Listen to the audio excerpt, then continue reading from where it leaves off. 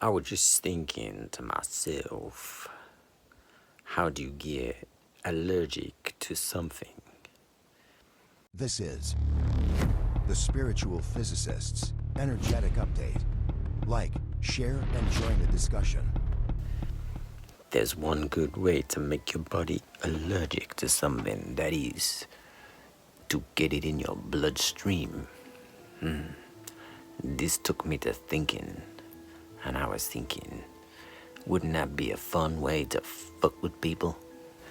I took myself to wondering, how did my auntie get allergic to citric acid?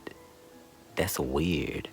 Allergic to lemons and oranges?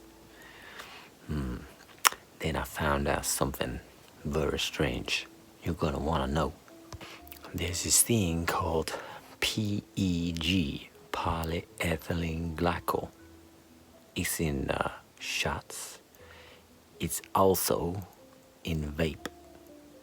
It's a thinning agent, and it's used in coatings. Isn't that weird? I wonder what would happen if we became allergic to vaping.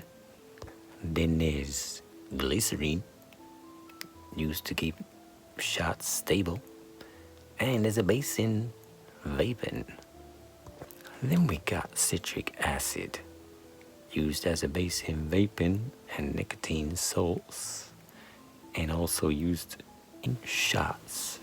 It's part of the buffering signals or something. Also, there's a little thing called formaldehyde. Happens when you're smoking, it overheats, creates formaldehyde. Also, residues of formaldehyde in them shots you've been taking. Almost as if maybe somebody want us to be allergic to vape.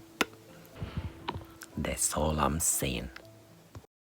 So apparently the route of entry matters for substances in your body. Normally your gut and the skin act as filters. They teach the immune system tolerance to most things you eat or drink. You always have an immune reaction to anything you put in your body. When a substance is injected, it skips those tolerance checkpoints. The immune system sees it as a foreign invader and can mount a stronger reaction. On the first exposure, your body creates antibodies to it. Doesn't cause many symptoms, but on a second exposure, and this, if it's in all of them, you're going to get second exposures. You get antibodies that trigger mast cells and basophils. That's going to dump histamine and other inflammatory chemicals, i.e. an allergic reaction. Now you can get an even more different reaction if the offending agent gets into the cells. If it gets into the cells, it can cause T cells and antibodies, adaptive immunity. It can possibly make you hypersensitive or even give you autoimmune flare-ups. So what better idea than to start putting lipid nanoparticles with your injectables, which enables it to get into the cell easier, which enables inflammatory responses to happen easier also. Clever stuff. Now, if you know anything about upper aerosol spraying, i.e. weather modification, they're using aluminium oxide. What else do they put in injectables that can provoke a delayed or hypersensitivity in some? Aluminium adjuvants. Yes.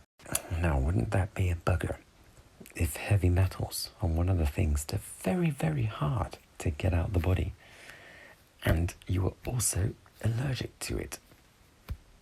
What would that mean?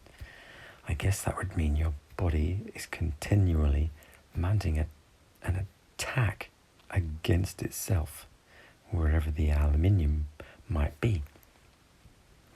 Now I wonder if there's anything made of nanozeolites that could help get that crap